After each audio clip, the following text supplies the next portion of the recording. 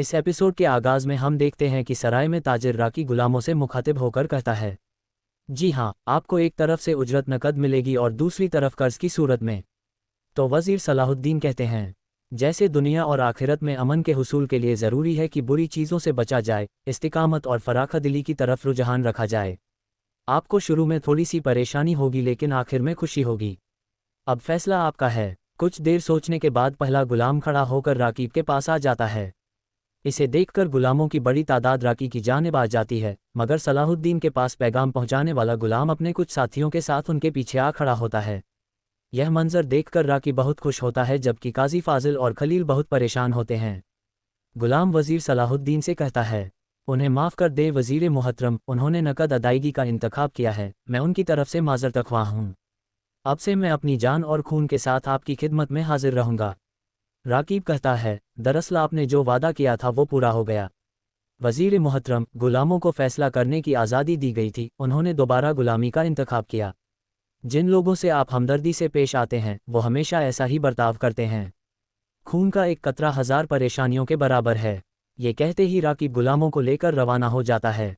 उधर बाजार में जमशेद कुछ ताजिरों के साथ मौजूद होता है। एक ताजिर कहता है, जो हुआ क्या वो होना चाहिए था। जब मिस्र में अमन कायम हो रहा था, उन्होंने खलीफा के महल को जलाने की कोशिश की।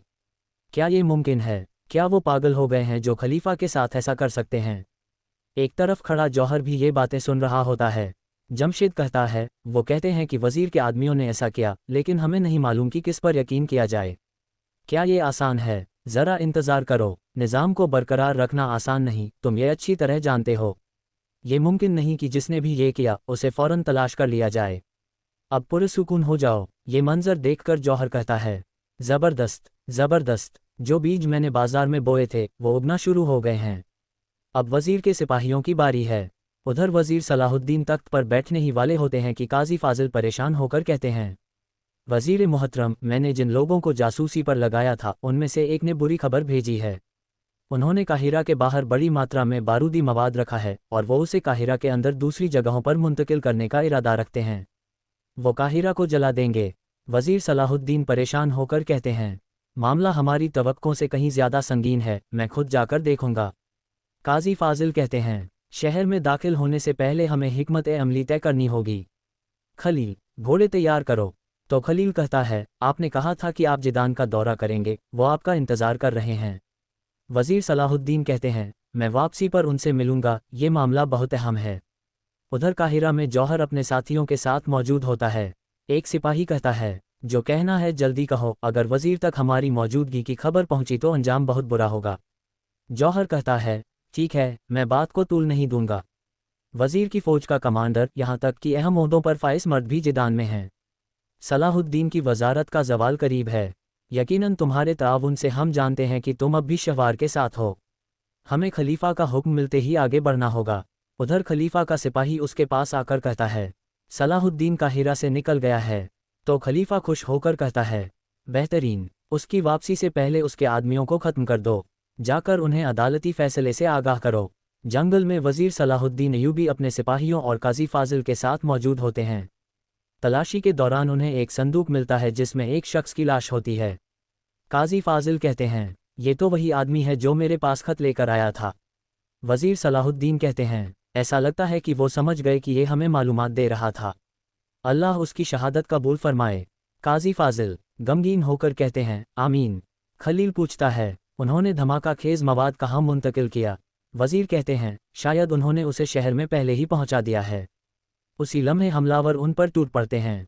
एक हमलावर कहता है, जिन जासूसों को तुमने हमारे दरमियान भेजा, अब उन्हें दफनाने का वक्त आ गया है, तुम भी उनके साथ दफन हो जाओ। शदीद लड़ाई शुरू हो जाती है। वजीर सलाहुद्दीन, खलील और बाकी साथी मिलकर उनका सफाया कर देते हैं। काजी फाजिल भी खंजर निकालकर अपनी हिफाजत करते हैं। उधर काहिरा में नज़र एक खुफिया मकाम पर मौजूद होता है। उसका आदमी कहता है, यह अच्छा हुआ कि हम यहाँ बारूदी मवाद ले आए जनाब। नज़र कहता है, अगर गद्दार नानी ने ये देखा होता तो वो इसे वजीर के पास ले जाता। अब वक्त आ गया है कि काहिरा को जंग के मैदान में बदल दिया जाए। सब जान जाएंगे कि खलीफा अकेला नहीं है। हम वहीं से आगाज़ करेंगे जहाँ से सलाहुद्दीन ने किया था, अल-जामिअतुल अज़हर से। जंगल में वजीर सलाहुद्दीन और उसके साथी मुसलसल हमलावरों को जहनुम वासिल कर रहे होते हैं। उसी वक्त राकी अपने सिपाहियों के साथ वहां पहुंच जाता है। ये मंजर देखकर वो लड़ाई में कूद पड़ता है। राकी की मदद से जल्द ही हमलावरों का सफाया हो जाता है। वजीर सलाहुद्दीन कहते हैं, जख्मियों की फौरी देखभाल करो। फिर राकी से कहते हैं, तो तुमने मेरी दावत का जवाब दे दिया राकी। राकी कहता है, मैंने तुम्हारी दावत का जवाब नहीं दिया बल्कि सुल्तान के हुक्म की तामील की है। हमारे दरमियान जो भी है फिलहाल पोशीदा रहे। मैं ये बताने आया हूँ कि मैं तुम्हारे साथ हूँ। ये सुनकर वजीर सलाहुद्दीन पुरजोश अंदाज में उससे हाथ मिलाते हैं। उधर काहिरा में वजीर सलाहुद्दीन के साथियों को बाहर लाया जा रहा होता है। कारते गुन पूछता है, हमें यहाँ क्यों लाया गया? क्या वजीर सलाहुद्दीन नहीं आएंगे? सिपाही अदालत का फैसला सुनाता है कि तुम सब खलीफा के खिलाफ साजिश और खजाना लूटने के जुर्म में मिस्र से जला वतन किए जाते हो। ये सुनकर एट्स कहता है, अभी तक तो कोई अदालत लगी ही नहीं, ये फैसला कहाँ से आ गया? वफा कहता है, जब हम जिदान में दाखिल हुए थे तब फैसला हो चुका था। बजूब पूछता है, क्या वजीर मुहतरम को इसका इल्म है?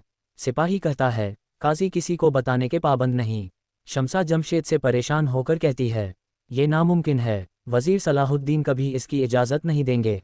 कारते गुन कहता है, वजीर सलाहुद्दीन के आने से पहले तुम हमें यहाँ मुंतकिल नहीं कर सकते, ये इंसाफ नहीं। सिपाही गुस्से से कहता है, खामोश रहो, फैसला सुना दिया गया है। कारते गुन कहता है, मैं तुम्हारी जुबान काट दूंगा। सिपाही उसे रोक लेते हैं। लोग गद्दार गद्दार के नारे लगाकर उन पर पत्थर बरसाते हैं। जमशेद उन्हें रोकने की कोशिश करता है मगर लोग नहीं रुकते। ये सब देखकर शमसा बहुत परेशान हो जाती है। दूसरी जानिब कुद्स में ताजिर राकी बादशाह अमले के साथ दस्तरख्वान पर बैठा होता है। वो कहता है, जैसा कि आप जानते हैं सलाहुद्दीन हमें मिस्र से निकालना चाहता था लेकिन वो खुद उस गड्ढे में गिर गया।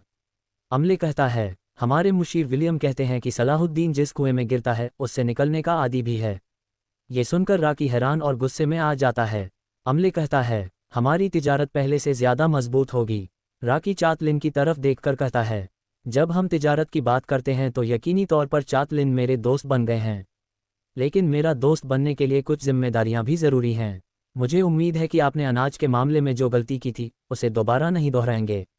उधर काहिरा में वजीर सलाहुद्दीन के साथियों को सिपाही आगे ले जा रहे होते हैं।